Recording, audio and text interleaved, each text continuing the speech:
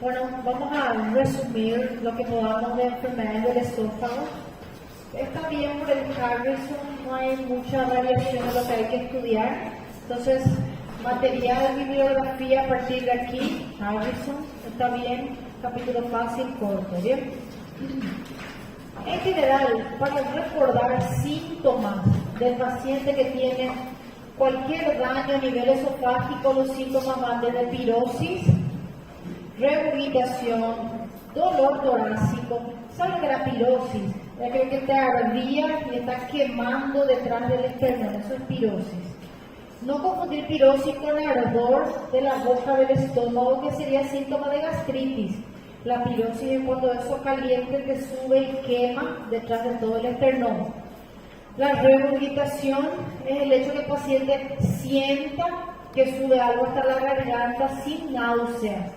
Puede después llegar a vomitar o no, pero él siente un reflujo. Dolor torácico es síntoma de esófago, gente. Cuando el paciente viene a consultar por dolor en el pecho y nosotros pensamos que es infarto o angina de pecho, la ayuda de que tiene todo esto asociado me puede decir, opa, no es una angina de pecho, es un síndrome esofágico. Porque por más que el paciente tenga dolor torácico, por ejemplo, junto con el dolor torácico, él tiene esa sensación de ardor detrás del tórax. Junto con el dolor torácico, él tiene la regurgitación. Entonces, no es infarto, es un síndrome esofágico, ¿verdad? Disfagia esofágica. Hay que recordar que el paciente que tiene dificultad para tragar, la disfagia esofágica, a diferencia del problema para tragar por dolor de garganta, que es la odinofagia. Entonces el paciente te va a contar, siente a veces que le molesta tragar, pero siente esa molestia en el tórax, en el pecho, no consigue avanzar el alimento. Esto que la odinofagia es dolor. El dolor como tal al tragar muchas veces obedece más bien a síntomas superiores. Sensación de distensión, el paciente te cuenta como un globo que se está inflando en el pecho, en el tórax. Todo esto serían síntomas de que el paciente tiene problema esofágico. Y claro, 1,5 litros de saliva que se produce todos los días. Se supone que nosotros estamos tragando sin darnos cuenta, por eso la saliva nos está chorreando. Cuando realmente el paciente no consigue deglutir nada, lo primero que yo voy a ver es cialorrea. Entonces, cialorrea también, la saliva que se pierde alrededor de la boca, es señal de que el paciente no está tragando. ¿Se entendió? Síntomas esofágicos a interrogar. El esófago es una estructura muscular, ¿verdad? Conecta la garganta, la faringe con el estómago. Las manifestaciones más comunes es el hecho de que no se trague, disfagia, o dolor retroesternal. Claro, de repente yo tengo que el paciente tiene pirosis, yo sé que eso es del esófago, ¿verdad? Pero lo más frecuente es dificultad para deglutir y dolor. ¿Bien? ¿Por qué puede haber enfermedad en el esófago? Puede haber por alteración inflamatoria, por cambio en la motilidad, el alimento tiene que progresar, o por una infección en esa mucosa del esófago. Todo eso me genera dolor. Entonces, el dolor es de tipo visceral, no es mecánico, gente. Porque ustedes tienen el brazo, si quieren podemos hacer una prueba. Yo agarro acá esta silla, puedo colocar el brazo de alguien debajo de la silla y pisar acá. Y ustedes me van a decir si va a doler o no. No hace falta hacer la prueba, todos sabemos que va a doler, ¿verdad? Entonces, el dolor que yo siento, somático, él es mecánico. ¿Cuál es el otro dolor que yo siento? Si agarro un encendedor y coloco aquí por mi piel, me va a doler cuando me está quemando, ¿verdad? Son diferentes receptores, en tanto que en el esófago se hacen a veces procedimientos endoscópicos y el médico cauteriza, eso es quemar, y eso no le duele al paciente. El propio endoscopio cuando pasa, él atraviesa por el esófago y eso no le da dolor al paciente, porque el dolor no es de origen somático, mecánico. ¿Qué es lo que hace que duela el esófago? Que exista un daño de la mucosa por una infección, que esté inflamado, eso también hace que duela, o que exista un cambio en la motilidad por el cáncer, por ejemplo. De los estudios endoscópicos, de los estudios esofágicos, el endoscópico es el mejor, con certeza. ¿Cuál es la ventaja? Ventaja que yo puedo ver la lesión. Entonces, al ver la lesión completa, yo puedo inclusive dirigir el tratamiento. Nótese que aquí se ve un cambio de color de la mucosa, ¿verdad? Si esto es una úlcera, yo no voy a biopsiar acá, voy a biopsiar donde está la úlcera. Entonces, la endoscopía me permite ver, la endoscopía me permite tratar. Si de repente hay varices esofágicas, la endoscopía me permite colocar clamp para anular esas varices. Si está sangrando, la endoscopía me permite cauterizar. Si está cerrado, la endoscopía me permite dilatar. Entonces es diagnóstico y terapéutico. ¿Se entendió? Es lo máximo la endoscopía realmente. ¿Dónde está el problema? Que no diagnostica todo. Porque la endoscopía yo no voy a poder conseguir ver esto acá de afuera, como se ve, por ejemplo, en la zona donde no pasa. Esto es estudio con contraste, que revela herniaciones, alteración de la mucosa, erosiones de la mucosa, úlcera, divertículo, principalmente divertículo, y es muy sensible para ver estenosis y también muy sensible para ver cambio de la morfología, si se hace en vivo, ¿verdad? Le doy el contraste que tome y le hago en vivo la radiografía y no va a poder tragar. Estudio de la motilidad, yo les voy a mostrar algunos ejemplos que no se ve con la endoscopía, porque la endoscopía es una foto, un video, yo no puedo saber si eso se está moviendo. Acá yo puedo mirar y si el contraste no progresa o si cambia su formato, yo evalúo la motilidad. Entonces esta radiografía me ayuda más con eso. También existe la ecografía endoscópica para poder ver la lesión transmural. En la punta de la endoscopía, él tiene un transductor de ecógrafo y me permite ver si la pared del esófago no tiene un tumor, por ejemplo. Entonces veo la imagen de la endoscopía y analizo la pared de ese tubo. La manometría, que es para medir las presiones, con eso yo veo. Con el cambio de presión se ve si hay o no hay contracción. Entonces empezamos. ¿Qué puede dañar el esófago? Esto es lo más común que van a ver en el día a día, gente. La famosa hernia de hiato. Hernia de hiato, ustedes que estudian en cirugía tienen que estudiar la clasificación de la hernia de hiato, hernia por deslizamiento. Recuerden que la hernia deslizante es la que tiene dentro de la hernia esa unión gastroesofágica, ¿verdad? Se continúa el estómago, ese estómago es una parte del cardias. Entonces, cuando el cardias, que es como la cabeza del estómago, se desliza para adentro del tórax, es una hernia hiatal. Hiato es el espacio donde pasa el esófago. Si este es mi esófago, este es mi diafragma, él atraviesa el diafragma para continuarse en el estómago. Si esto acá se hernió para arriba, el estómago salió y se fue a la cavidad torácica por el orificio hiatal, que es el espacio del diafragma. Es una hernia de hiato, ¿se entendió? La hernia de hiato muchas veces tiene corrección quirúrgica, ¿bien? Da muchos síntomas, mucha sintomatología. En cuanto yo no corrija la hernia, no se corrigen los síntomas. El paciente puede tener reflujo, dolor, disfagia, y no es tratar. No tiene náusea, vamos a darle antinauseoso. No consigue tratar, voy a darle un procinético. No va a mejorar nada su vida si no se opera la hernia. Por eso es importante que ustedes sepan que la hernia es una estructura que se tiene que operar. ¿Entendido? Los anillos y membranas. Recordar que el esófago, en la continuación de la boca, de la garganta, se tiene ese epitelio. Cuando está llegando más cerca del estómago, él va a cambiar su epitelio. Va a cambiar a un epitelio que es más parecido al estómago. Es una transición y esa unión, esa zona de transición puede tener como una cintura. y esa cintura puede ser muy fina, entonces eso se llama anillo, es un estrechamiento de la parte de unión plano cilíndrico de la mucosa. Imagínense, gente, que el diámetro puede ser de 1 centímetro, 1 centímetro es esto, no entra ni el dedo. Entonces, el paciente que tiene ese síndrome, cuando toma agua, tranquilamente el agua pasa por este 1 centímetro acá de diámetro.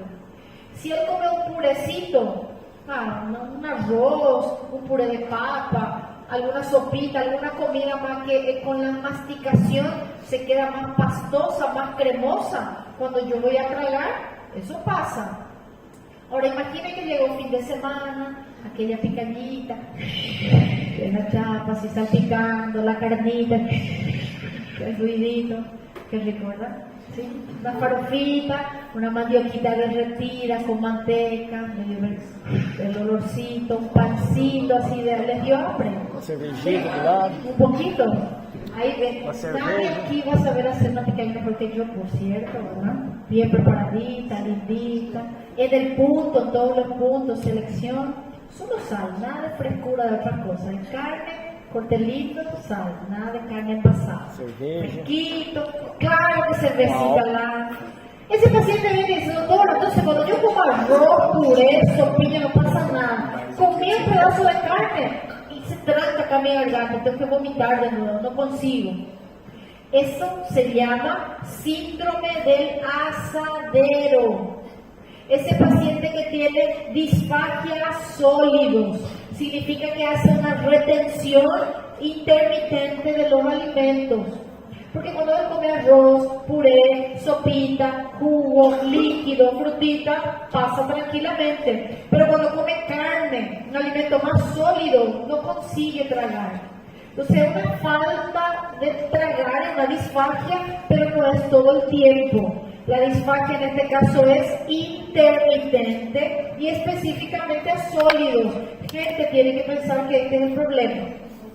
La zona de transición, este anillo plano cilíndrica, recordar que esta es la parte donde se cambia el epitelio.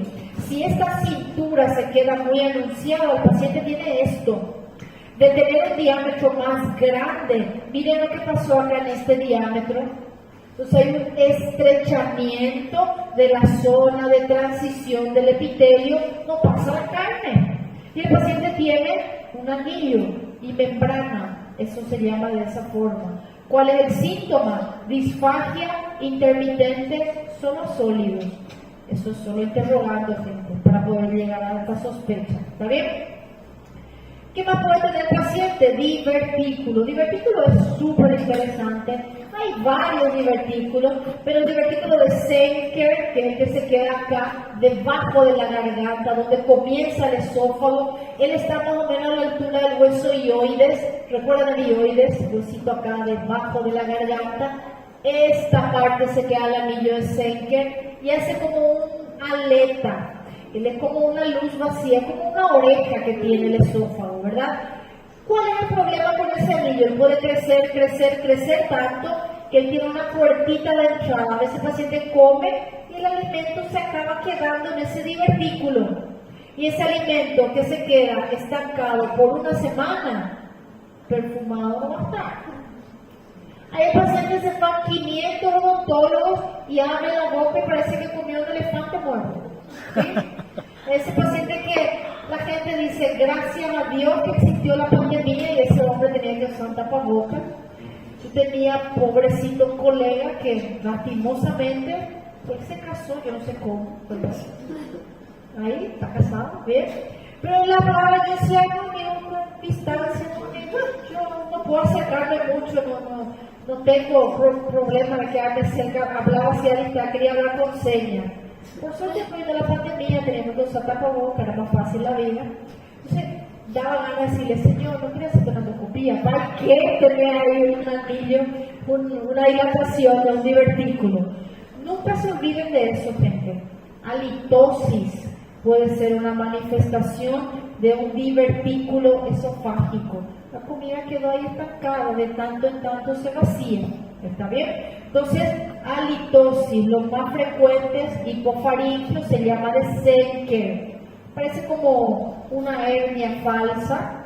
Este divertículo puede ser mayor, relacionar y retener alimento, disfagia, halitosis, broncoaspiración, y el tratamiento es quirúrgico también, ¿bien? Nosotros vamos a mejorar. Fíjense que este es un pequeño divertículo, bien chiquitito.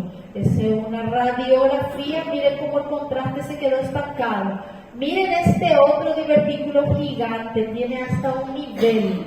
Consiguen ver que está la cabeza, que está la columna, ¿verdad? Entonces ahí acá, este está medio de lado. El contraste vino, era para continuar hasta abajo y el contraste se quedó aquí trancado. Se queda, así como se queda la comida, el contraste atrapado del divertículo, ¿bien? Divertículo de Senker, diagnóstico en forma de una hernia, en forma de una eventración, porque es una oreja que hace el esófago. ¿Se entendió la idea? Fácil de ver. Tumores. Hay dos tumores en general que nosotros vamos a hablar de esófago. Vamos a hablar del adenocarcinoma y el carcinoma epidermoide. ¿Cuál es el más común? El más común que está lejos. Adenocarcinoma, gente. El adenocarcinoma es el que está cerca ya del estómago. ¿Alguien se recuerda cómo se llama la lesión precancerosa del esófago? Esófago de metaplasia de Barrett. El esófago de Barrett, ¿qué cosa es? El líquido del estómago subió tanto para arriba, porque el líquido era para irse abajo, ¿verdad? Pero cuando el paciente tiene una incompetencia de ese esfínter, por cualquier motivo, tiene a veces reflujo, y ese ácido del estómago quema el epitelio del esófago, y él se metaplasia. Es una lesión precancerosa. Entonces, el reflujo gastroesofágico primero te da Barrett y después te da adenocarcinoma. Él también está relacionado fuertemente entonces con la hernia de hiato, por ejemplo. Tengo hernia, tengo reflujo, tengo esófago de Barrett y acabo teniendo adenocarcinoma. ¿Entendido? No es el único tipo de cáncer. Yo puedo tener cáncer en la parte superior del esófago. Ese cáncer es muy parecido al resto de la piel y de la boca. ¿Qué tipo de epitelio? Carcinoma epidermoide. No es adenocarcinoma como el distal. El epidermoide no está relacionado al reflujo, porque el reflujo no es aquí arriba, es allá cerca. El esófago de Barrett allá abajo, ¿verdad? Entonces, el epidermoide tiene otros factores de riesgo. Cigarrillo, bebida, ¿está bien? Y eventualmente lesión cáustica e infección por papiloma virus humano. Esos son los factores de riesgo para el cáncer epidermoide. En los dos casos el paciente tiene disfagia, disfonía, síntomas generales, síntomas de neoplasia. Hay anomalías congénitas, no es mi objetivo acá hablar de esto, de pediatría, ¿sí? Felicidades a los pediatras, nosotros no somos pediatras, ¿sí? Mis pacientillos son granditos, entonces la atresia, la displasia, la disfagia ilusoria, de repente una mucosa gástrica heterotópica, son todas afecciones de los niños que pueden estar relacionadas con malformaciones congénitas, ¿bien? Atresia de esófago diagnosticada se supone que es el momento de nacer, ¿verdad? La displasia, la mucosa ectópica, etc. Ahora sí, trastornos de la motilidad, todo eso que hablamos eran estructurales. De la motilidad yo tengo la más famosa que es la acalasia. ¿Qué cosa es la acalasia? Esas células ganglionares. Recuerden que el esófago tiene motilidad. Hay un plexo, que es el plexo mesentérico, y tiene unas células que mandan la electricidad para la contracción esofágica. Entonces, hay una pérdida de las células ganglionares. La parte del esófago que no se mueve se dilata, ¿está bien? Entonces el paciente va a tener una dilatación progresiva y al final el esófago se queda finito, como un pico de pato. ¿Cuál es el problema? Todo eso que está dilatado se acumula. No como el divertículo que es un poquito de comida. en la calasia se acumula mucha comida. El paciente come, almuerza, cena, desayuna al día siguiente y mañana al mediodía vomitó lo que almorzó hoy. ¿Entienden? Esa es la dilatación. Claro que todo eso da reflujo, eso da dolor de espalda, eso da broncoaspiración, porque el paciente va a tener esto, dilatación del esófago, esófago dilatado, no se vació y al final estrechamiento progresivo. Esta distribución del contraste se llama distribución en pico, grande aquí, fino abajo. ¿Se entendió? Dijimos que hay un estudio que se llama manometría. ¿Qué es lo que se ve en la manometría? Nosotros evaluamos la contracción. La manometría mide la presión. Si no hay contracción, no hay presión. Entonces hay inadecuada relajación de este esfínter. Este esfínter acá está preso, cerrado, y acá no se mueve y hay ausencia de peristalsis. Entonces eso se ve ¿dónde? En la manometría. El contraste es otro estudio, gente. Esto es medir presiones, esto es radiografía, ¿ok? ¿Dónde yo voy a ver distribución en pico? En la radiografía con contraste. No se olviden la característica. Acá viene uno de los más clásicos, porque el paciente, recuerden que yo tengo contracción del esófago. El esófago se contrae para vaciar la comida. Comí algo y él, digamos que transporta lo que yo comí al estómago. Imagínense que ustedes están sin comer y de repente el esófago lo que hace esto, se contrae, se contrae, se contrae, como si fuera que estaba vaciando y él está vacío. ¿Qué les parece que va a sentir el paciente? Dolor. Ahora, ¿dónde pasa el esófago? En el medio del pecho. Y ese paciente va a sentir que una puntada acá en el pecho que parece que le está apretando, se va y se infartó. Ya era. Se duele el pecho, no para, el paciente suda, y a veces le da como náusea y un dolor, no, yo no estaba haciendo nada, y comienza ahí, y el electro da normal, la troponina da normal, y dice, es frescura. Se va y viene, a veces ni le hicieron electro, sí, pero bueno. Entonces, es un dolor torácico relacionado a las contracciones anormales. Cuando yo le coloco contraste, el esófago contraído parece sacajoyas. Eso significa sacacorcho. Recordad que corcho es la roya, la tapa del vino. Bien. Eso es lo que se ve en la radiografía con contraste. Esófago en sacarroya o sacacorcho.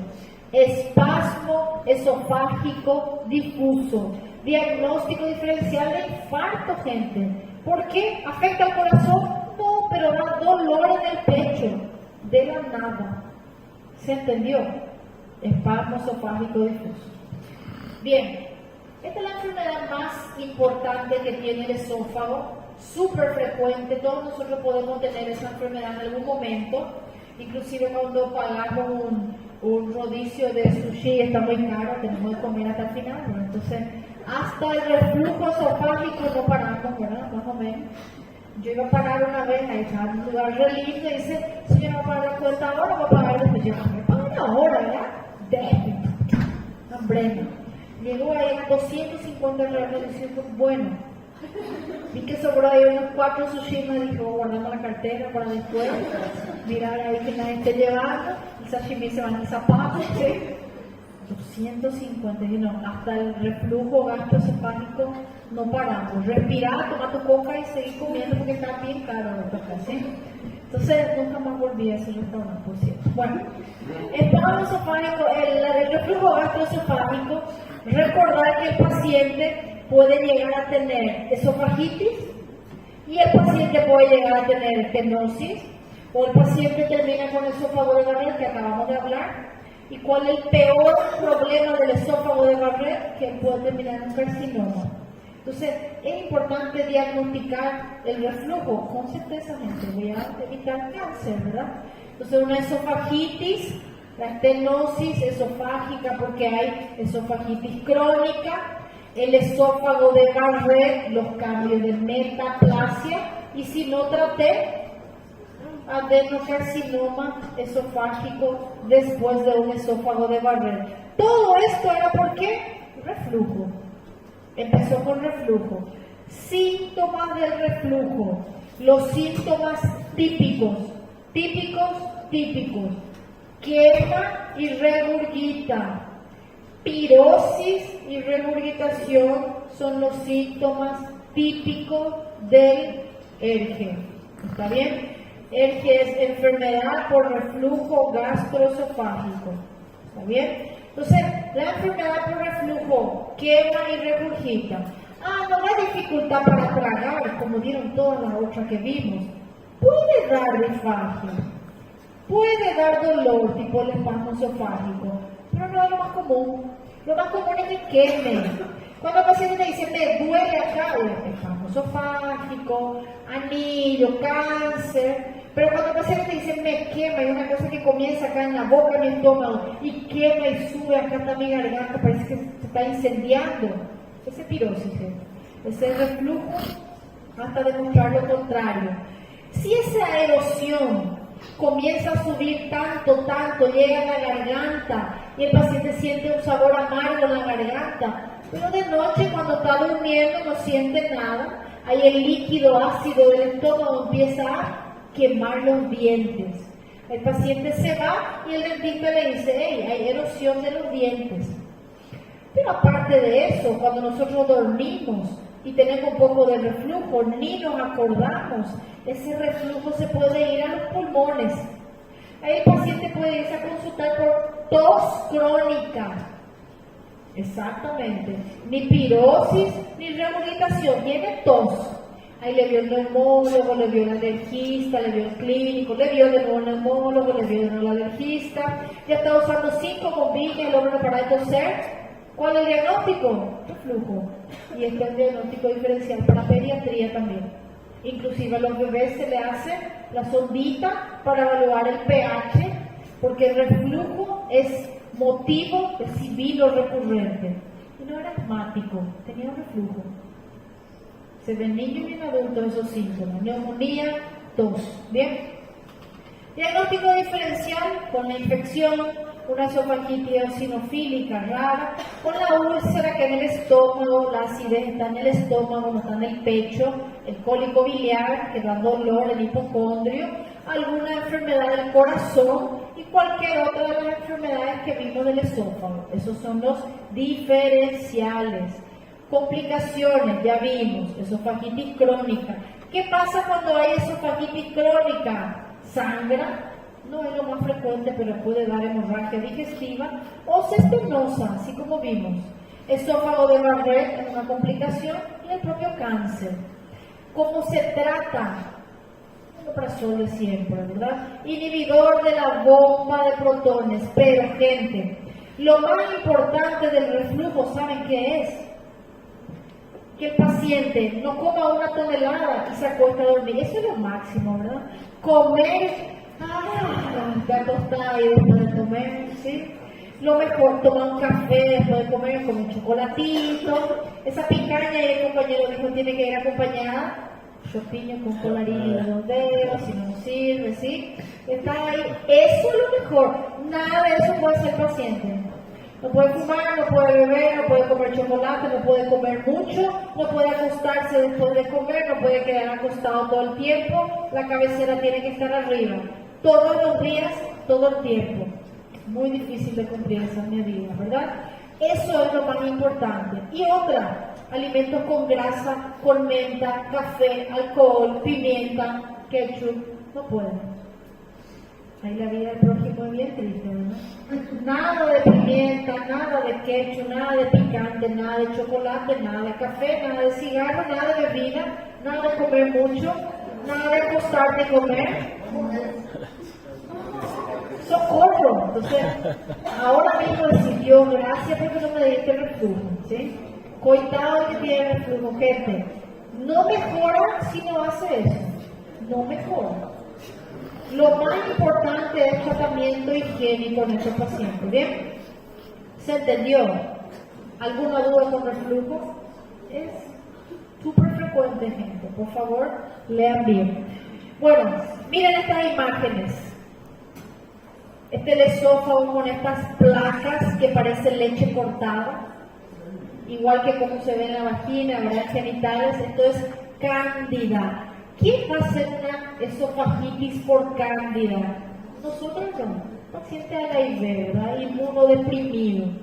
No es una enfermedad del inmunocompetente tener hongo en el esófago. Así es como se ve. Bien. Segundo, unas úlceras que se ven acá. Bien. Ulceraciones y vesículas. Solo que este paciente que tiene úlcera y vesícula, cuando uno mira la boca, él tiene úlcera y vesícula en la boca. Eso es típico de herpes, esofagitis herpetis. Y el otro, por último, estas son úlceras que parece víbora, que parece serpiente. Entonces, inmunodeprimido, generalmente trasplantado, y hace una úlcera que parece víbora, eso es citomegalovirus.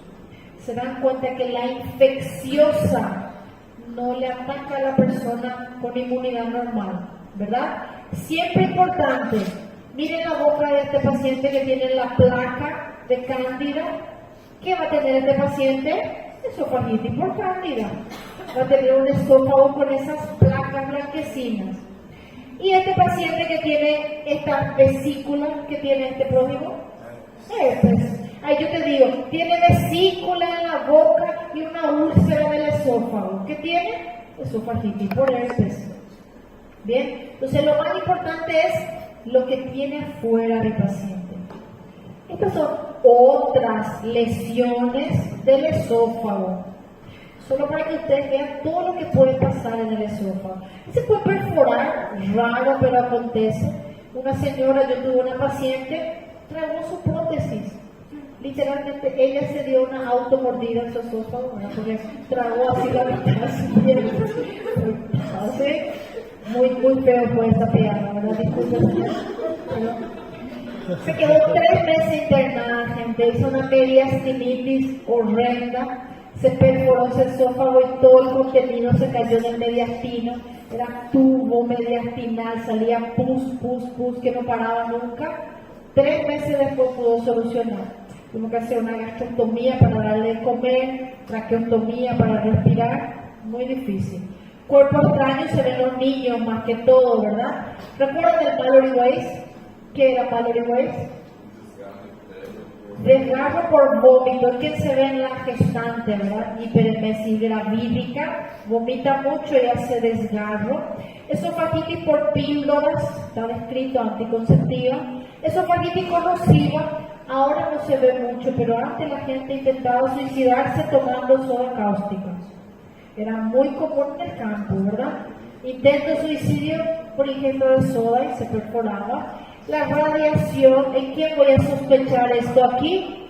En alguien que está haciendo radioterapia, ¿verdad? De modo, ¿sí? ¿Se entendió esto? No se van a confundir. Certeza.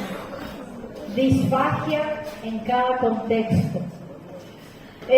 Cerramos acá el esófago recordando algo. El esófago es parte de mi paciente, como un todo. Entonces, cuando yo analizo a mi paciente y mi paciente tiene, por ejemplo, enfermedad del colágeno, ahí mi paciente tiene una esclerodermia. La esclerodermia me da esto, facie de pajarito, dedo de salchicha. Ahí, ¿qué va a tener mi paciente? Una esofagitis, él se queda fibrosado. ¿En qué yo digo? Tiene una fibrosis. Bueno, este paciente que es su cara ya me dice que él tiene una esclerodermia, ¿verdad? ¿En qué más? En las enfermedades dermatológicas, que a veces me dan úlceras, que me dan ampollas, como el pérfido, el esófago también se puede afectar. Entonces, ¿dónde más yo veo esofagitis? Repito, problemas del colágeno y enfermedades dermatológicas. Entonces, la clínica del paciente me tiene que ayudar, gente. Aquel que tenía vesícula, ¿qué yo voy a sospechar? Herpes. Aquel que tenía placa que parecía leche cortada, cándida. Aquel otro que era trasplantado, citomegalovirus. Dependiendo del contexto, yo sospecho la enfermedad. Y este otro que es nervioso, que come chocolate, que fuma su cigarro, que toma su bebida, que estudia medicina, que está estresado y viene con pirosis, ¿qué tiene? Reflujo cortado. El compañero ya sabe la solución, ¿no? Bien difícil de cumplir. ¿Se entendió? Es un favor relativamente fácil, ¿verdad? Ojalá no tuviéramos esos paquitos cuando estamos ahí encima. Queríamos también estar acá, pero no, vamos a salir acá y está lloviendo, ¿no? Y no hay mal. Entonces, ¿cómo encender la luz, por favor?